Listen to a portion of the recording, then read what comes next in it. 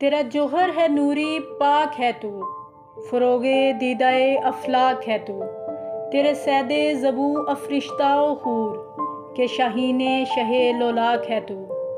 इस रुबाई में अल्लामा इकबाल रहमतुल्लाह अलैह ने मुसलमान की हकीकत वाज़े की है।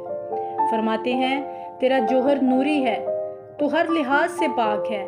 बेशक तेरा जिस्म मादी है, लेकिन तेरा जोहर नूरी है और वो कसाफ़ते मादी से बिल्कुल पाक है।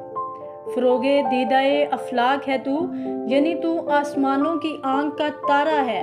तू अशरफुल मखलूकात और नाइबे खुदा है। तेरे सैदे ज़बूं अफरिश्ता हूर, यानी फरिश्ते और हूरें तेरे असीर हैं।